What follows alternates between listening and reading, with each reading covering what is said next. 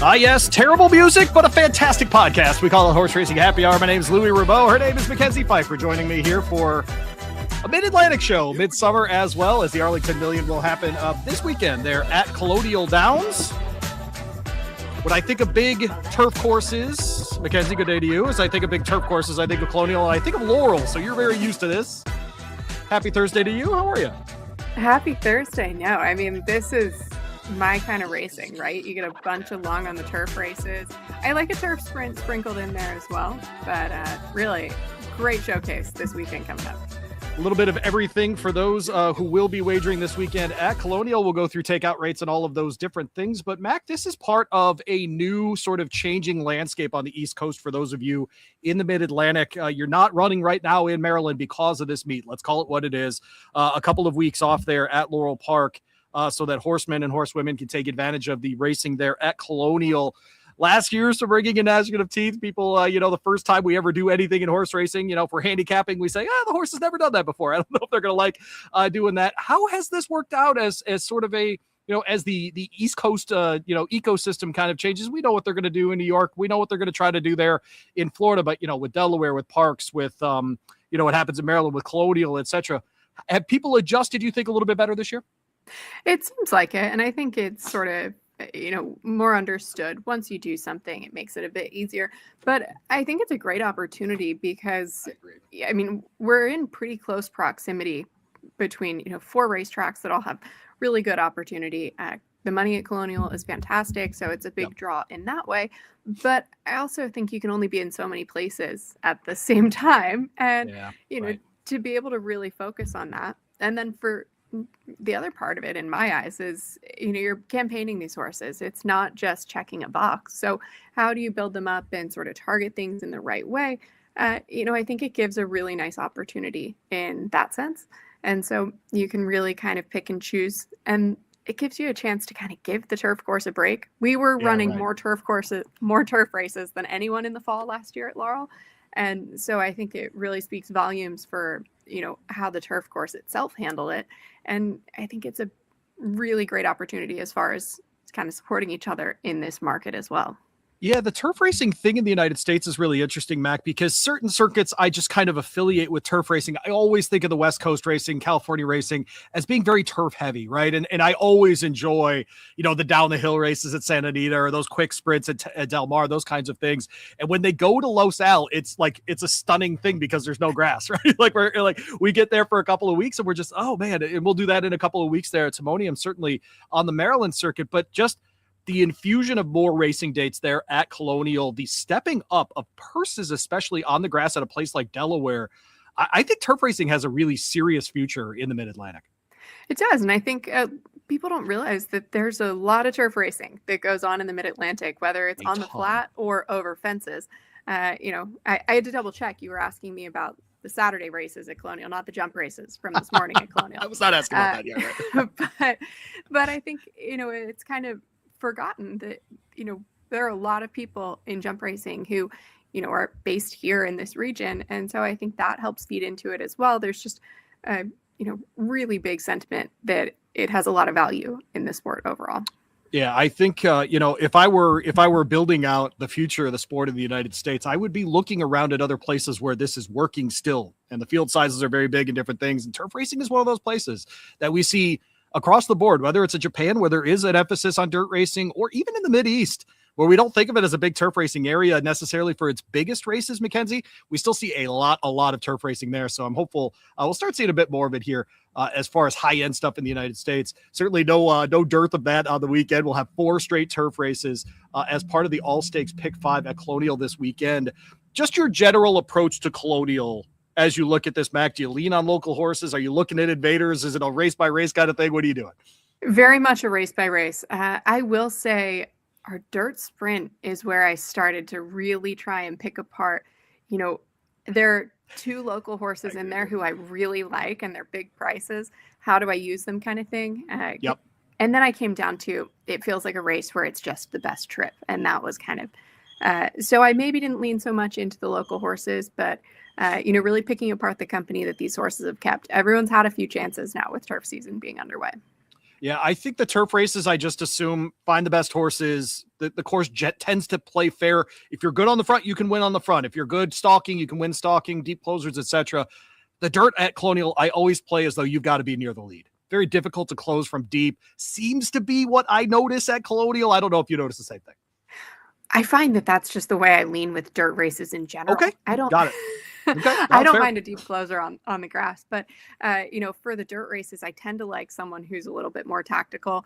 I don't mind speed, but I think sitting in that sort of first or second flight is just where I lean a little bit more in the dirt races.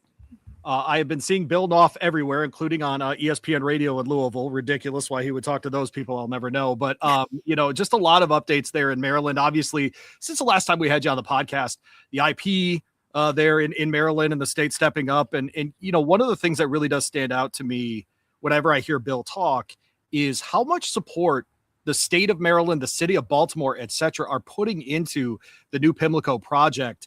And it stands out, Mackenzie, because it comes up every single time he talks about it. Now, I understand, got to play nice with people that have $85 million. I get it. That's something all of us would like to do, is play nice with people with $85 million. But at the same time, it does seem like if there was a time for renewal in Maryland or whatever it might be, boy, a lot of those things those forces are coming together at the same place. Well, and it's one thing to talk about it and to say that this is the plan, but I think last year we spent a lot of time talking about it and putting it out there and letting it be known.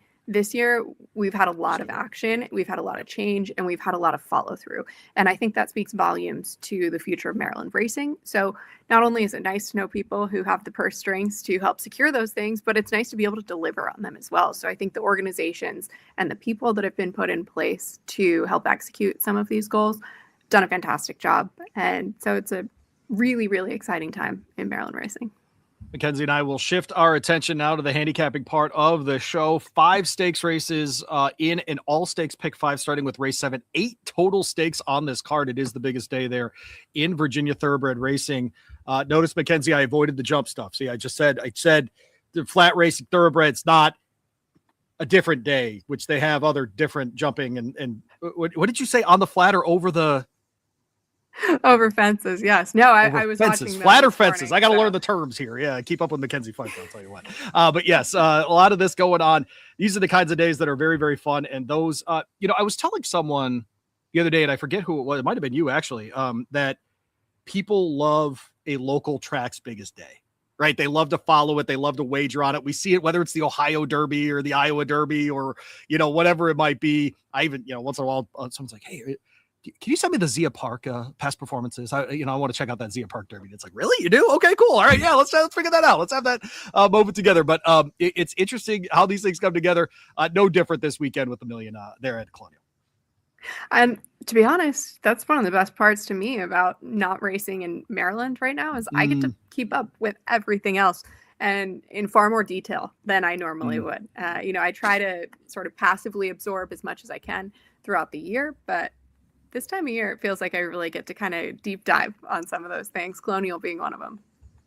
Well, let's dive into it. As she said, if you are playing there at Colonial and you are not a regular player of Colonial Downs, a couple of takeout notes, a very good 12% on the pick 5 like they have in Maryland there, and of course 15% on the pick 6s. Otherwise, their takeout rates look a lot like Churchill Downs, 22% essentially on everything. So the best takeouts are almost certainly going to be on the pick 5 and the pick 6. We'll start with the Ray count. It is the sprint that Mackenzie was alluding to just a moment ago. 7 furlongs on the dirt here, 3 and up, $100,000 on the line, Mackenzie. And did you know who Ray count was before I put it on the show sheet? I would love to get away with saying yes, it's okay, but I just can't necessarily bring myself to pull that off. Somewhere Sean Collins is watching this, and he's very disappointed that I did not know who Ray Count, the winner of the 1928 Kentucky Derby, was. He will be very, very disappointed with me. Very sad. Mr. Kentucky Derby there with Sean Collins, but this horse won the 28 Kentucky Derby and then won the Coronation Cup in England in 1929. Well, Virginia bred. You like that, don't you? I like that. I do. It's the horse ran so long ago, Mackenzie, when I looked it up on Equibase, it listed the United States of America as its place of birth.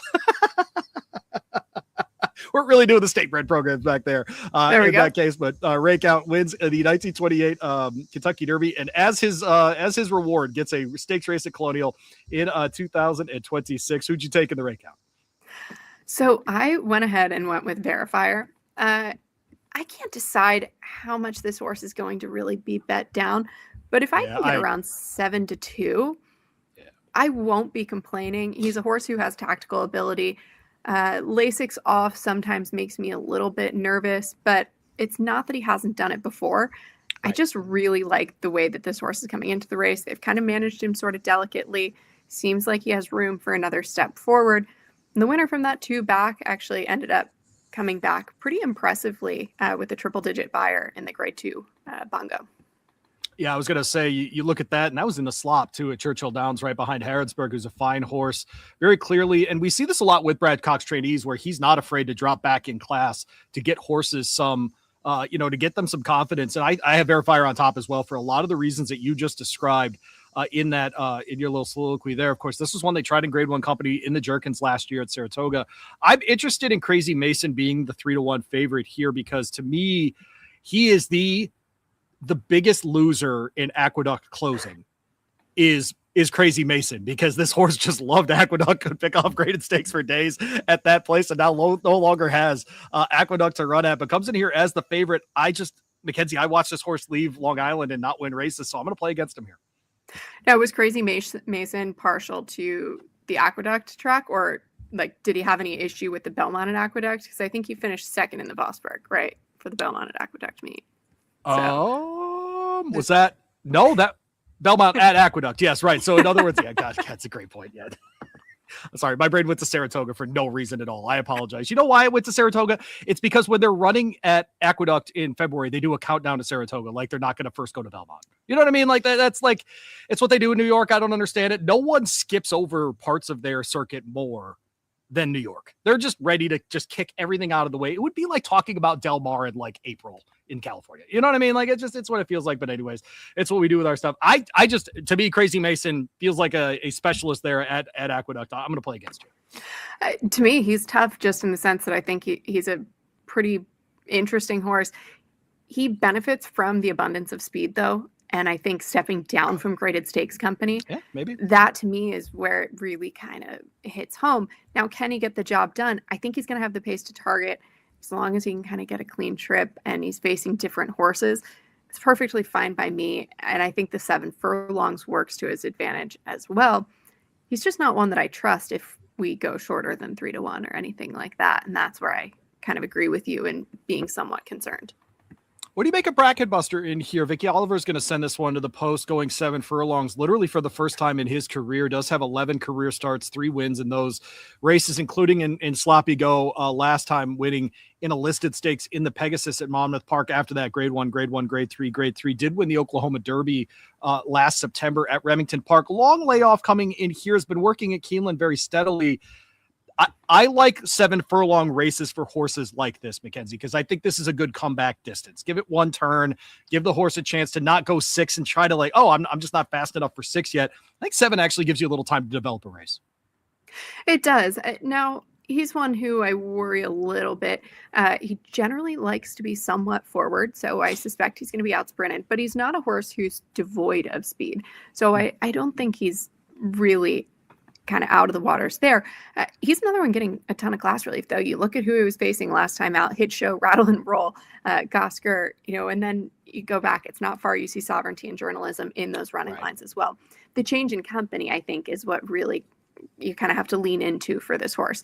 But at 5-2, for me, does he fit the trip necessarily? I'm not entirely convinced. I think he could absolutely round things out, but he's not a horse I bet to win at 5-2. I actually like some bigger prices in here with some local horses. We're going to talk about those in just a second. I did want to thank Vicky Oliver. She was very gracious with her time when Mackenzie and I put together a piece about Brittany Russell ahead of the Preakness Stakes. And Vicky offered a lot of good insights on being a woman trying to break through in a very specific Triple Crown race themselves. And so it was very cool to have her as part of that article. She was great about it. Really do appreciate it. Your locals, I imagine another female trainer in here. Joanne Schenkel's got a pair in here that are coming out of a $16,000 starter allowance here. But frankly, the splits, they fit. And frankly, if those horses can run back to that kind of form, they've got a chance at least to hit the board here, Mackenzie. They do. Now, those are big price horses. If I have to pick between the two of them, I'd lean towards Zero Blitz a little bit more in there. But I think both horses have really run well over the past few months. And so it's no surprise to me that they go ahead and step up in company.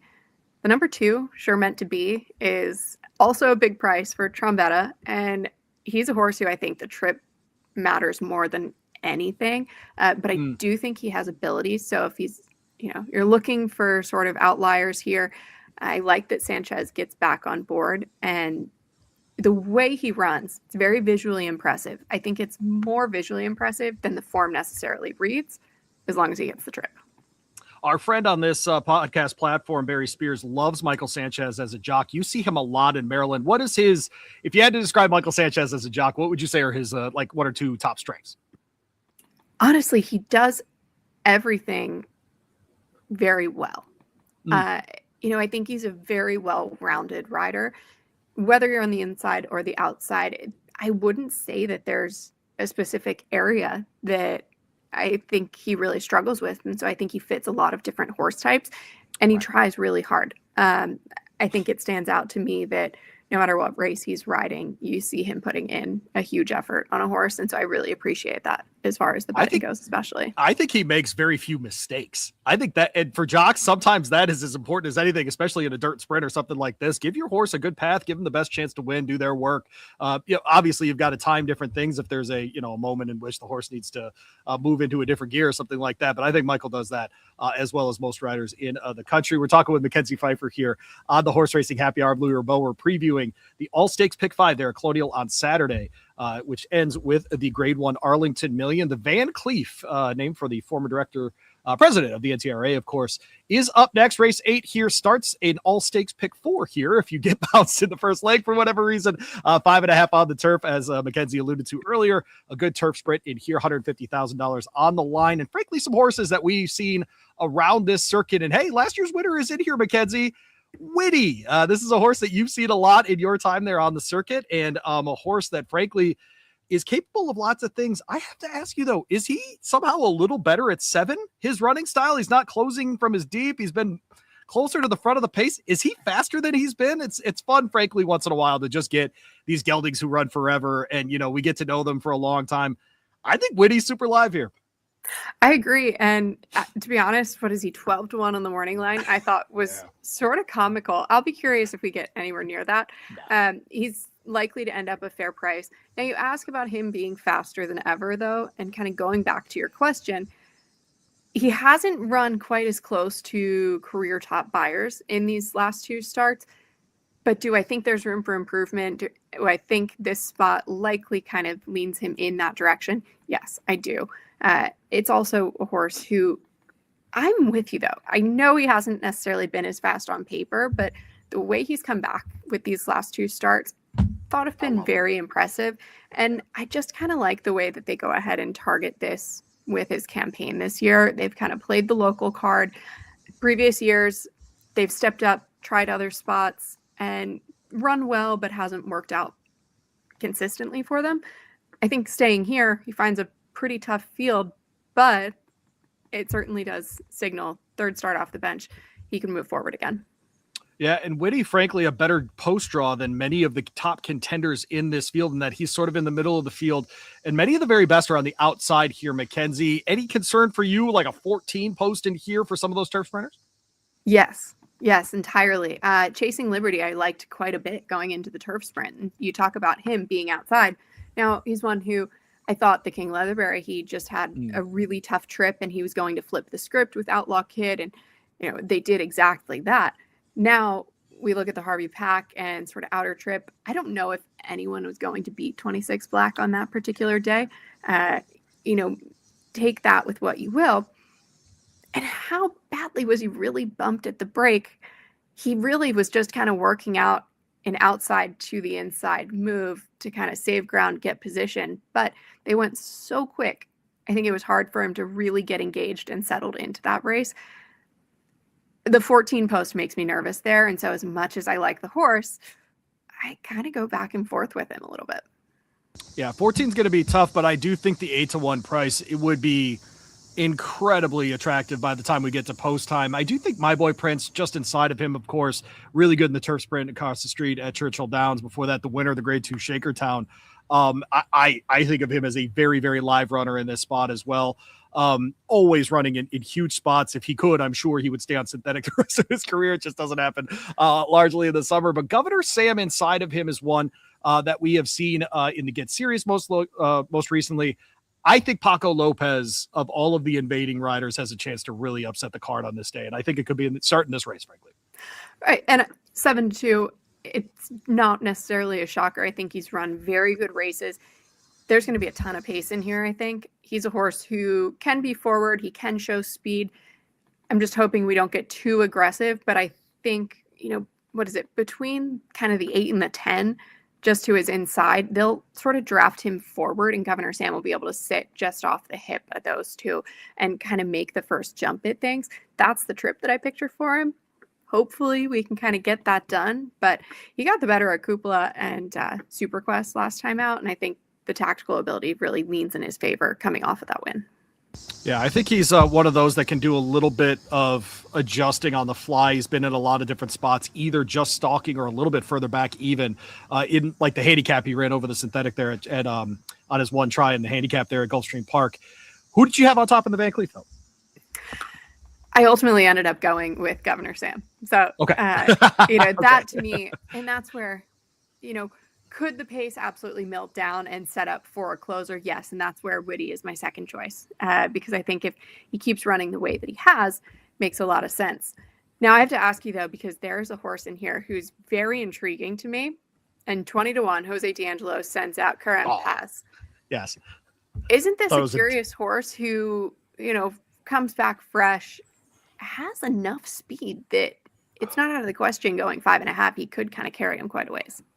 I think he's interesting too, because this is a Jose D'Angelo sort of special. He set this one out for the San Simeon down the hill after this horse had success in an allowance at Kentucky Downs. So an attempt to see if maybe the undulations are what play. The horse damn near picked off the race. And so it's not as though he made a bad choice there. I just think this horse is a little better with undulations than going flat. I just do. And so I don't have that horse in my top, 4, 5, 6, whatever you want to call for this race, which I think is incredibly difficult. But I think there's another horse in here that has a great name that actually is live in here too. And Louis the Sun King will break from the 3 here for the aforementioned Michael Sanchez. Kathleen O'Connell, who is yet to miss the board at Colonial, saddles this one. And this one comes out of an optional claimer. And you talk about local horses. This is one that ran 21-3, 43-3, and 55-1 in going ahead and stalking and winning that race last time out. There's no replacing speed. There's no replacing that. And so Louis the Sun King would be my double-digit kind of play in this race. I completely agree with you. Not to be boring. I know the name is the name, but yes, that horse has actually got a shot here. Yes. No, not to be boring. I mean, and it's not that race came out of nowhere either. It's really, I think, kind of intriguing because he did it sort of a little bit of an inside trip that time. You look at the 2 back, he was able to do it from out wide and over a turf course with a little bit more give in the ground. But the last outing on July over at Colonial, I actually going through the company lines in there, some very good horses. And so I think it's a really great play if you're looking for kind of double-digit pricing in here, which, I don't know, first glance doesn't look to be out of the question in this group. He's a really nice alternative to some of the shorter ones that we know. You've seen had to have him a couple of times there, and by a couple, I mean a lot at Laurel Park. All of his previous runs have been there as far as the form is concerned, so probably the last 10 or so. This one's going to try Colonial here. We get heavy on Toledo aboard, and this one is capable of lots of different tactics, but ran second in this race last year closing. Do you think this one can be close enough with the better speed in this race to actually close and be at the, frankly, win this thing? I am a little bit curious as to, do they end up forced to kind of do a lot early? I think there's the rail draw. Yeah, because they're on the inside. But then I was sort of thinking, well, the speed's a little bit further outside. So him in the 3 might kind of sit really comfortable saving ground. And that could be to his benefit because I don't think he had a comfortable trip last time out. And I don't think he really ran his best race yet this year. So that's where I think it's not out of the question that we see this horse kind of jump right back into things. if he does, certainly makes a little bit of sense. And he's another price who I wouldn't shy away from. The best 3-year-old race of the weekend won't happen at Saratoga. It'll happen at Colonial. It is the Grade 2 Secretariat.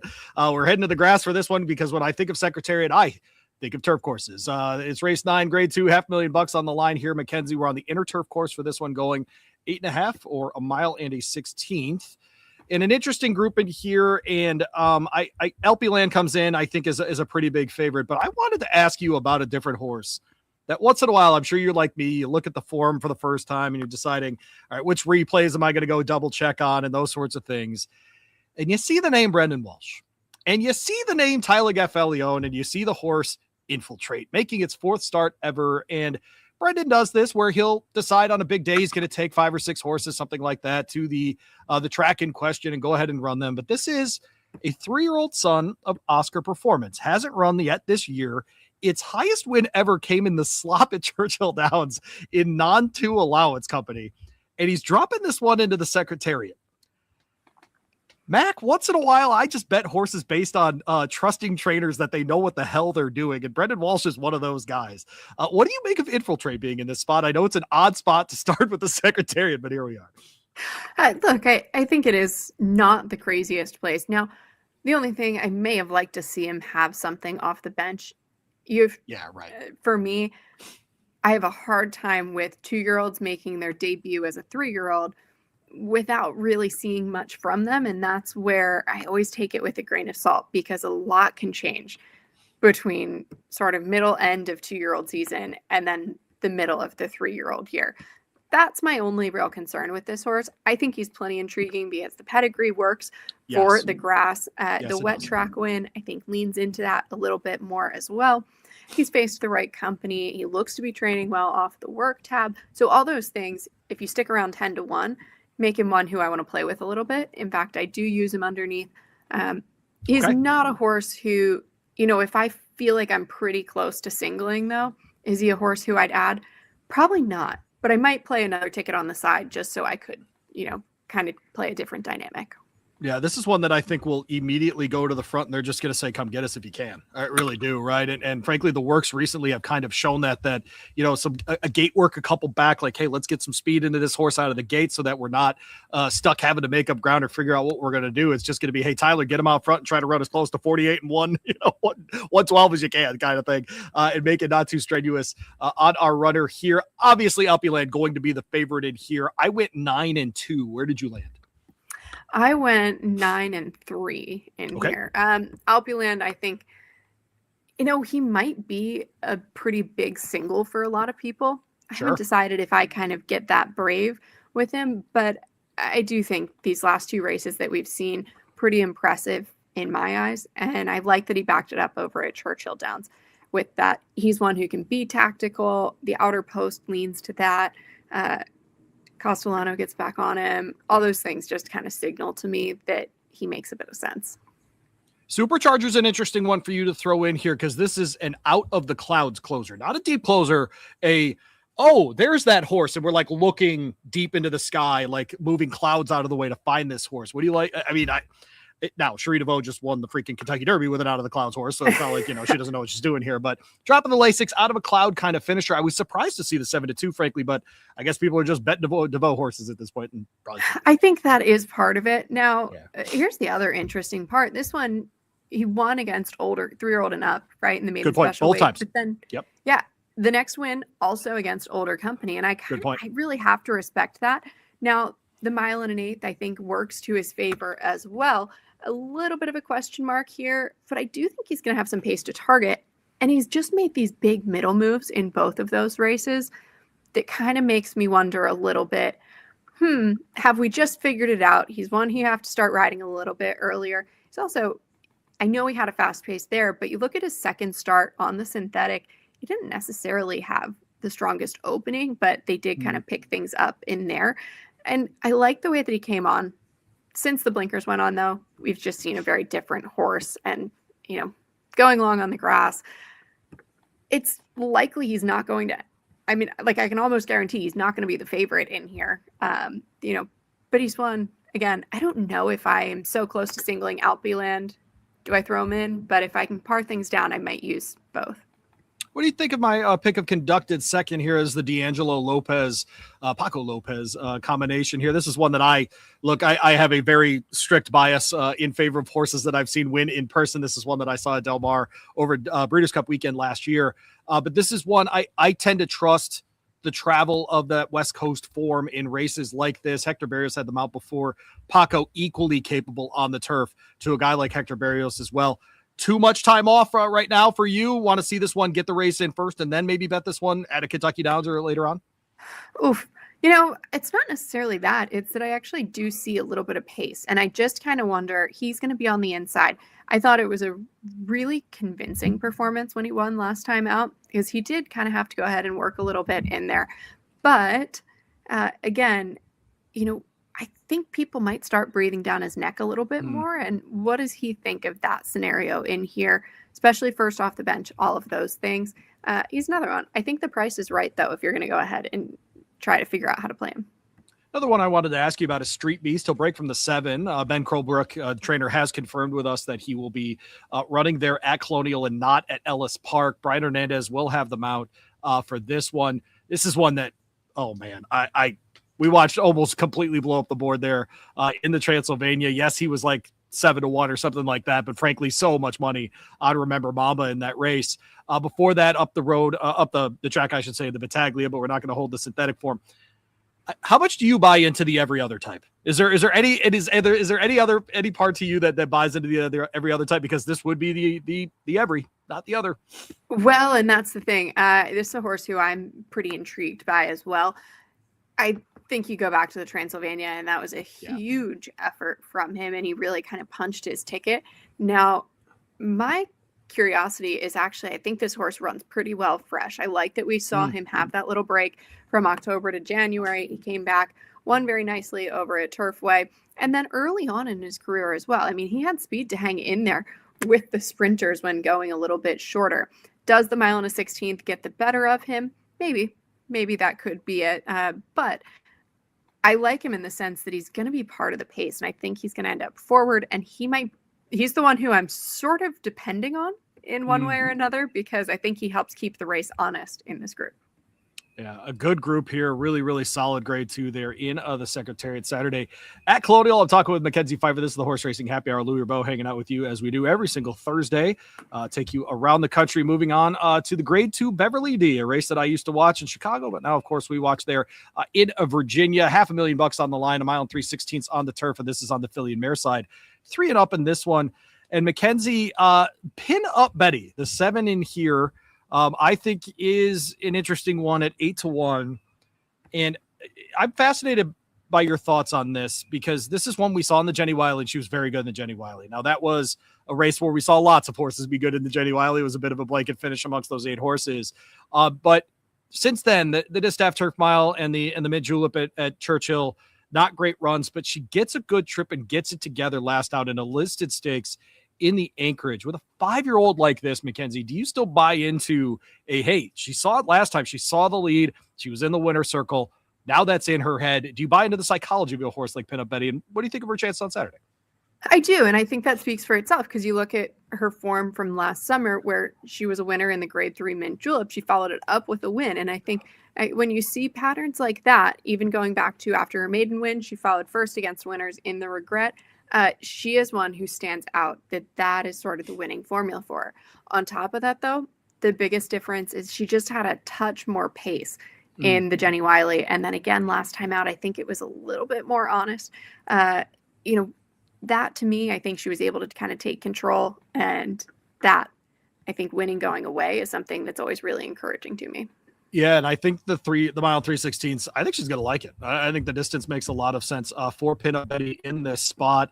Mackenzie, I landed on the 9 in here, the Grand Motion Train. Give me another. And this is one that did he get like 3 or 4 South African horses in the same bunch a couple years ago, something like that? I feel like in 2025, and obviously these horses were in the de Kock bound there at Terfontein in South Africa, and this was one that was unbelievable coming from overseas, and is still, frankly, outside of that New York and the yielding go at Saratoga, has been very good since moving to the United States. Winner at Del Mar and the Maybe, and then after that in the Eatontown just last month. I think she's got a huge shot here. And is anyone in the country outside of Jose Ortiz riding better than John Velasquez? Excuse me. I put her on top, and I think she'd be a worthy favorite if it got to that point. I think she is. And to be honest, I really like what we've seen from her as far as the run style development. Yes. She was a little bit more of a closer when you go back to her first landing here in the States. But as she's gotten a little bit more engaged in these last 3 races, I think that we've maybe seen her turn a new leaf. She comes in second off the bench, but building off of the run style, that's where I think Johnny V fits her brilliantly, because he can kind of use the post to just let her find her way into things. The mile and 3/16 does not concern me one bit with the barn, and 9-2, I won't complain one bit. Yeah, no, that's exactly right. Who did you land on top with here in the Beverly D? So I went ahead and went with Creval de Oro. Jose D'Angelo, Paco Lopez, 12-1. I thought a fair price. Really like what we've seen from this one. Now, she was a winner over at Kentucky Downs. She was able to sit forwardly. That's sort of a trip that I tend to like for horses over that course, but she's not one who necessarily needs that trip. But what it does kind of tell me is that she's one who she can kind of bounce back and forth. She's a little bit versatile. The 12-1 I thought was very attractive, and she had a campaign over the winter, so she's coming back fresh, but it's not one where I think she's entirely lost things. That is where I need the 12-1, because maybe she does need a race off the bench. And, the other one I sort of looked to was your 9 with Grand Motion. Any worries about Creval d'Oro going the mile in 3/16? I think the breeding says Constitution Medaglia d'Oro, so I'm not personally worried about it. I imagine you're not either, right? I'm not, and that's kind of the thing. I think she's going to be just fine and might even appreciate it a little bit. Okay. The family, Chad Brown has a half sibling who has yet to go that distance, but made the debut going a mile and a 16th, and then won second or actually broke his maiden in stakes company. And so for me, I think that the more ground the better, and competitive enough, is able to kind of handle her own when going shorter. I'm excited to see what she does with a little bit more ground, though. Ironically, I do agree with Mackenzie. I went 9-5. She'll go 5-9 in this race. The 8 in Stellify garnering the top spot as far as the morning line is concerned. Hasn't raced since November at Del Mar. Was in the Breeders' Cup. I think ran okay. Let's call it what it is. Ran okay. But before that, did win the ladies marathon there at Kentucky Downs on the front. Before that, won an optional claimer at Kentucky Downs on the front. And before that, won a mile and 3/8 race at Churchill Downs on the front. We know what she's going to try to do in this spot here. Can she do it off the bench, Mackenzie? I think is the only question. It is. And, when she went to Kentucky Downs, she was coming in fresh, and they made a quick turnaround. And so probably had plenty of horse underneath of her in that sense. I think it's sort of curious that they, maybe this is a prep for Kentucky Downs. And that's kind of what I wonder a little bit, is that you have a Kentucky Downs horse that you're sitting on. What are you going to target there? Well, the options get a little bit narrower with the record. And so I think, maybe you just have to use this as a prep for the purse money that you get in Kentucky. We're seeing Sunny Leon have a lot of success, frankly, at Colonial. He'll be aboard the 6 Achieve in here. DJ Stable Loans, of course, the owners of Nitrogen. We'll see her as well very soon at Saratoga. This daughter of Justify, though, I think is an interesting one. She's now 3 for 3 this year. Broke her maiden at first, asking in her 3 or 4-year-old campaign, there, in the non-glamorous part of the Gulfstream Park meet. But she's come back with 2 wins there at Gulfstream. And then 1 at Colonial. What do you make of her in this spot? I think 8-1 is an okay price. I think I'd want more of a 10-1 kind of price on her, but I'm interested. To be honest, I think she drifts up a little bit for one. For 2, the barn has been going absolutely fantastic. And especially with the girls. I mean, they've really, no doubt, he's done a fantastic job getting them confident and really letting them take the next step forward. It doesn't feel like they're kind of swimming in deep water. So I think that kind of demands some attention.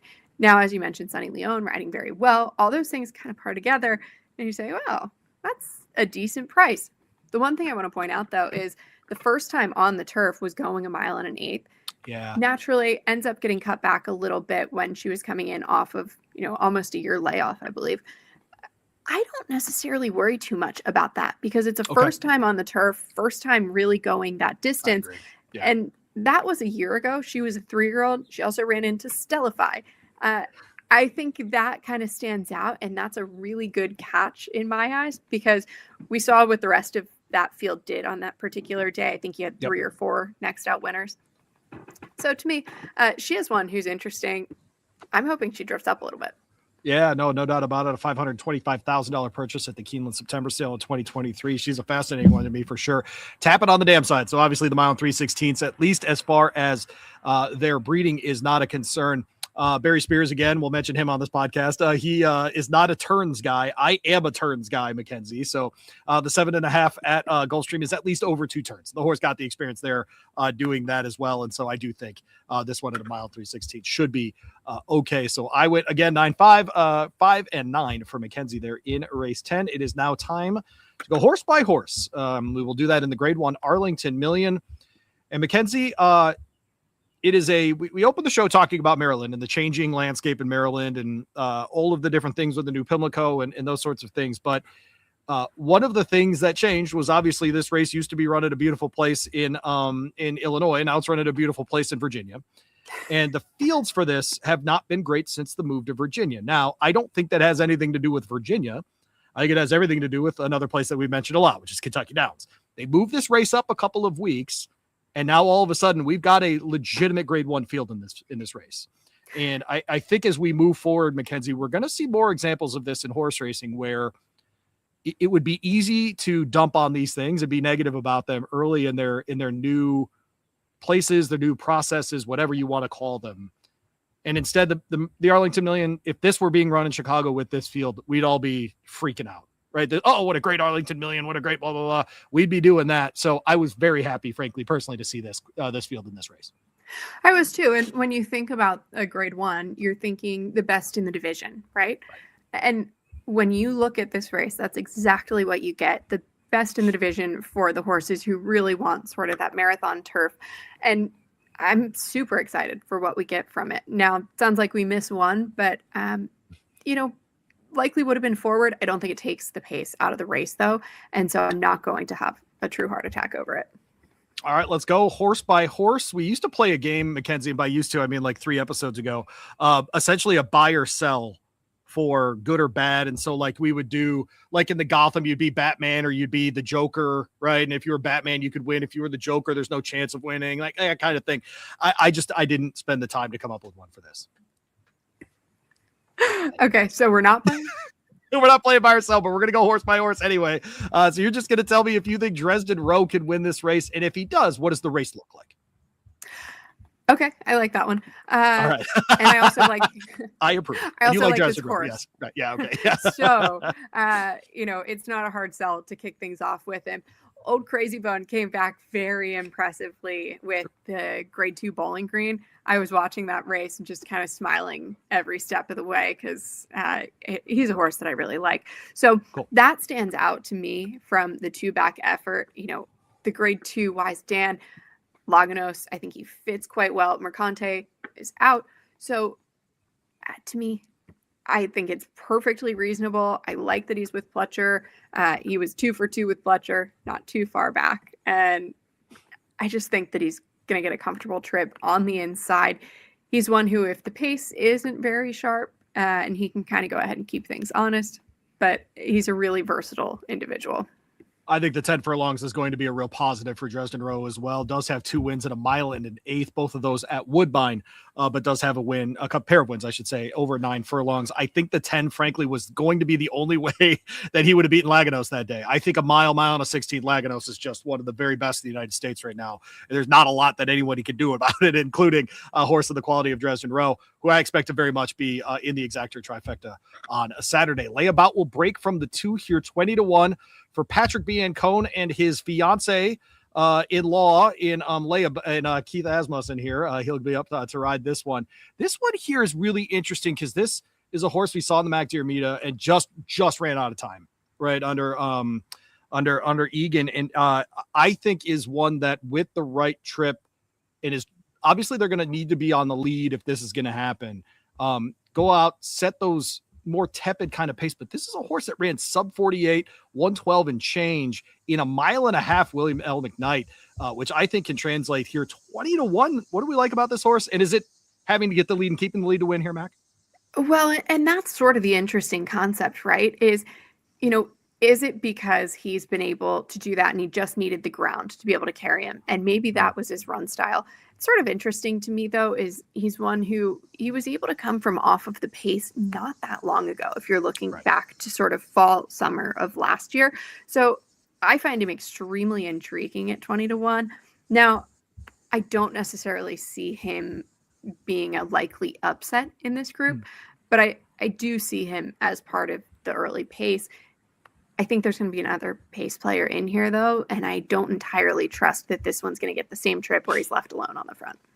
Layabout, a grade 3, a listed stakes, and a black type winner at points in his career, and is a bit of a distance specialist. Fort Washington, the winner of this race last year, is back, ran 6th, but only by 2.5 lengths in the grade 1 Pegasus World Cup Invitational in January. Tried the Canadian turf at Gulfstream before taking a little bit of time off, winning the dinner party there at Laurel. Dinner party was on Preakness Day. Was it on Preakness Day, or was it on Black Eyed Susan Day? Preakness Day. Preakness Day, you would know. And then, of course, tried the Wise Dan last out, joining many of those other horses. I think the distance a bit better for him here. I expect if he does win, he'll do what he did last year in the Arlington Million, which is sit about 4 or 5 lengths off and then go ahead and do his best running late. Javier Castellano picks up the mount here, which does not anger me at all. What do you make of his chances here? And does it look like last year, or do you think he's closer to the pace if he wins this year? I agree. I do think it looks pretty similar to what we saw from him last year. I don't necessarily think we see him get too much closer to the pace. I think we saw that in the dinner party just because he needed to for the trip. As far as I think it was a good call sort of mid-race to go ahead and kind of get this one engaged. But the mile and a 16th versus any further is what really seals the deal for me with this horse. The mile and a 16th, he sort of struggles. He can almost do it. He makes a great run. It just doesn't convert the same way that a mile and an 8th and beyond does for him. Yeah, I think 10 furlongs certainly better for him. And we've already seen it, frankly, as part of his running style. In the past, Fort Washington, the winner of the race last year, as I mentioned. Integration will almost I think him and Burnham Square are going to vie for favoritism in this race here. 5th in the Manhattan last time by less than 2 lengths behind Deterministic Test Score, who's also in this race, and 1 stripe. But before that, of course, did win in an optional race at Aqueduct before, of course, second, third, first in the Red Smith. That was at Aqueduct in 24. This is a horse whose only win in the last couple of years, Mackenzie, has been on Lasix, and it was in optional claiming company. Does Integration still have it here? I have a really hard time with this horse because he always ends up going off a somewhat short price. And then he always ends up just kind of making you hold your breath and think, oh, woulda, shoulda, coulda kind of thing. Those are horses who I have a really hard time betting. Now, that's not to say I don't bet them, because I'm very, as I describe it, I'm very familiar with that feeling. So do I see him? I almost want to call it an upset, but it's not, right? Do I see him kind of getting the better of this? Yeah, I think there is a world in which that's possible. More likely, my concern, though, he kind of does the dirty work for someone else to get by in the last few jumps. McGahee Barn, of course, John Velasquez, the two of them have not won in a while, and they are 1 for their last 27 together.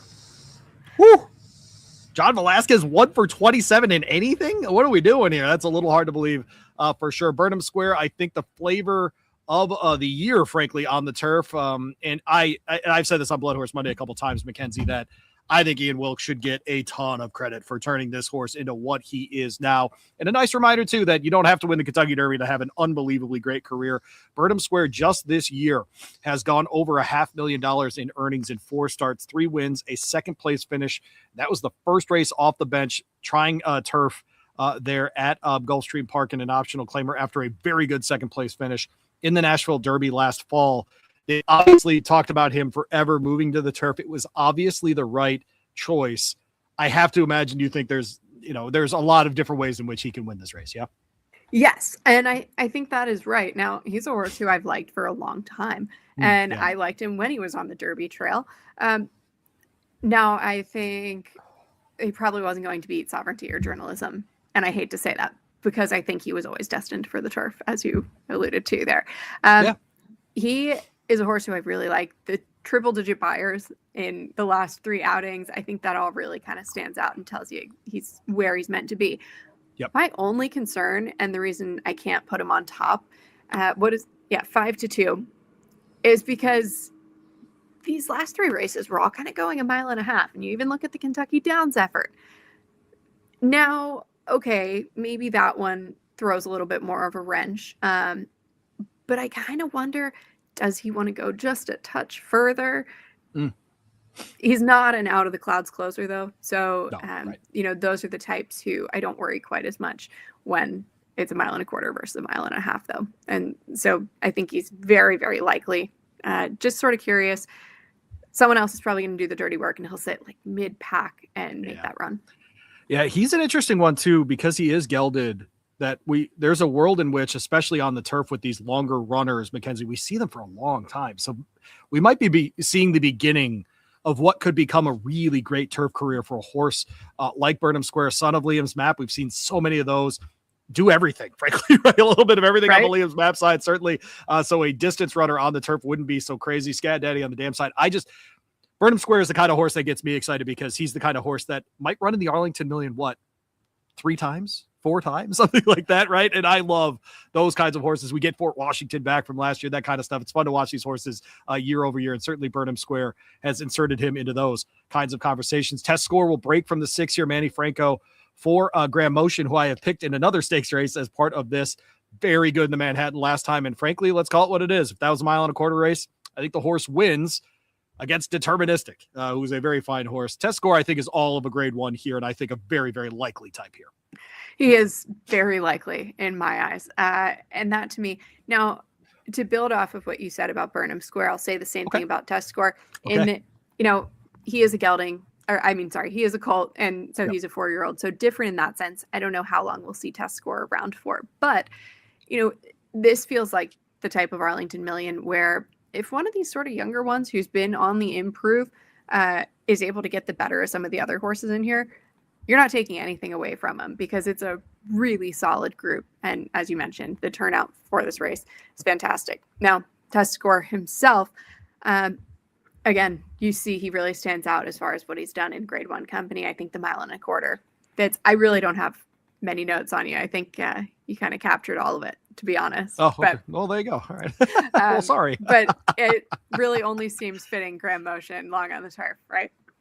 No, that's exactly right. And frankly, the Amermans are the owners in the group here. Oscar Performance was one of theirs, won the Belmont Derby Invitational, of course. Test Score, of course, the grade 1 winner in the Pegasus World Cup Turf Invitational in recent years as well. Or this year, I should say, excuse me. I think he fits all of the bill here. I do wonder what happened in that Turf Classic, or if Manny Franco just did the right thing and said, hey, buddy, we're not doing our best running today. You know what I mean? Just, hey, let's just, you know what, this ain't it. We'll go back to the barn. We'll figure it out. I honestly couldn't really figure it out, but first off the bench, that's kind of where you can argue he was going crazy tough spot too. Yeah, I mean, I just think if it wasn't really the trip, what are you going to do if the horse didn't respond as he has in pretty much every other race he's ever run? There's not a whole lot to do about it. You just kind of say, I think we'll get him second out. Yeah, and they really did. Yeah, almost did it. That's exactly right. Trainer Brian Nippenberg confirming to my friend Jenny Reese that Mercanti will run at Ellis Park this weekend, so we will not talk about the horse that would have had the number 7 saddlecloth. Instead, we move to the Chilean bred in Gran Oriente. This is one that we saw out west at Santa Anita Park win a pair of races before moving out of the Polanco barn and into the Saffie Joseph barn. Who brings this one up?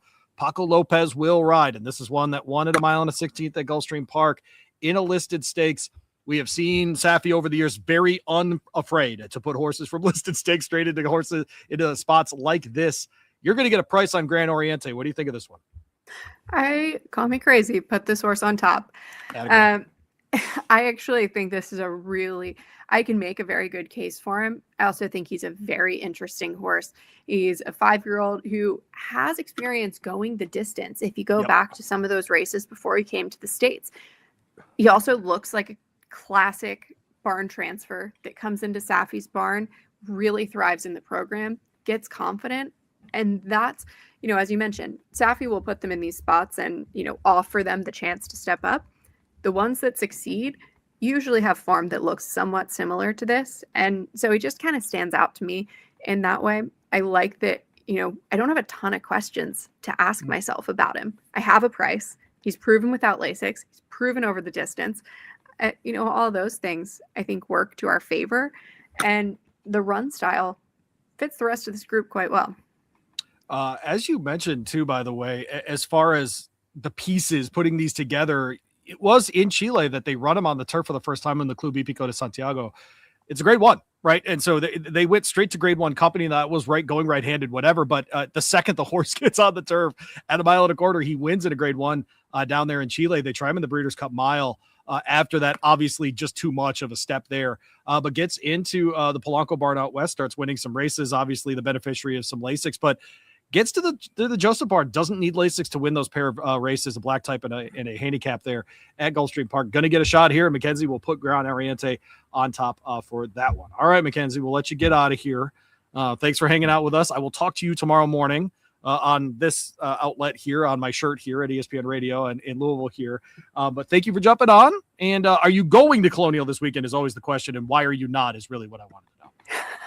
I was thinking about it. Yeah. Okay, I had someone ask me, like, what's the drive from, you're in the Baltimore area. What's the drive from the Baltimore area to Colonial? Is it 3? I don't know. It depends on the. Okay. Got it. Yeah. Do you want me to look real quick? Because my short answer is I actually had my vet ask me if I wanted to go hound exercising with her on Saturday morning. Of course. Yes, of course. As one does, hound exercising, of course. I was thinking, okay, it's still early in the mornings, right? And then I said, what am I talking about? I think I'm probably going to go to Colonial. So why would I try to do all of that? Okay, 100. All right, so what's involved in hound training? Now I got to know these things. I'm an urban guy. I'm sitting in suburbia. What are we doing here? What is hound training? As my lights completely give out on me here on set. 4 hours and 7 minutes is the answer. Okay, so it's further than you think. Yeah. Ellis Park is only 2.5, but it feels like 4 hours. I'll tell you that. Yeah, go ahead. Yeah. This is 4 hours that feels like 5. Depending on the day. And if my friend is in the car and she's asleep and I leave early, it's great. It feels like 3. That's perfect. All right. Well, there you go. What goes into, what did you call it? Hound training? Hound exercising. So hound exercising. Okay. Right now, they're mostly just kind of building up fitness. It gives horses a chance to kind of remember what being out with hounds is like again, right? Okay. So it's kind of slow riding, early mornings, nice days. It's beautiful as well. I'm positive that's true. Yeah, right. You just can't really describe it, but sort of fog coming across the grasses and all the hounds and seeing everyone out again. It's always exciting. Is there a lot of sorry, I don't think I'm going to go hound exercising. I think I'm going to go to Colonial. Is there a lot of hound noises? Do they do that? Oh, there's a lot of that going on? Because I would like that part. Yeah, that would be. Yeah, well, and that when you're hunting, that's what you're quiet and you're sitting there listening to the hounds because that's how they communicate with each other. It's a pack, and so it's really, really cool in that way. And a lot of people follow behind just because of that experience alone. It's beautiful to watch them work. Interesting. All right. Well, she's Mackenzie Pfeiffer. She does cooler stuff than you do. Of course, find her on the socials at is it at Mac_PF still on Twitter? Are we still doing that, Mackenzie? Yeah, is that what we're doing? Okay. All right. We got. I don't expect anyone to be able to spell first and last name correctly. So it seems like I should keep it easy. For a 5-syllable name, it is a lot of letters. I'm not going to lie to you because it's a lot. I'm not gonna lie to you. I'm 11 letters. It's 4 syllables. We're done here. Like, it's very easy. Your name, I think, is 11 letters in the first name. So it's less pleasant. Yeah, there you go. All right. We'll get her out of here. She's Mackenzie Pfeiffer. We appreciate her. Thank you for jumping on the Horse Racing Happy Hour. Thank you. See you guys soon. Hey. All right. Mackenzie Pfeiffer. I'll talk to her in the morning over at ESPN Louisville. If you have not joined us for that program, you're welcome to join me. 10 to noon every single weekday. ESPNLouisville.com. Easiest way to listen to that. And thanks to Mackenzie for joining us here. She'll join us there tomorrow as well. I'm Louis Rabeau. This has been the Horse Racing Happy Hour. Good luck, Colonial, this weekend, or wherever you are placing your bets. We'll see you back here tomorrow for a preview of Saturday's card at Del Mar.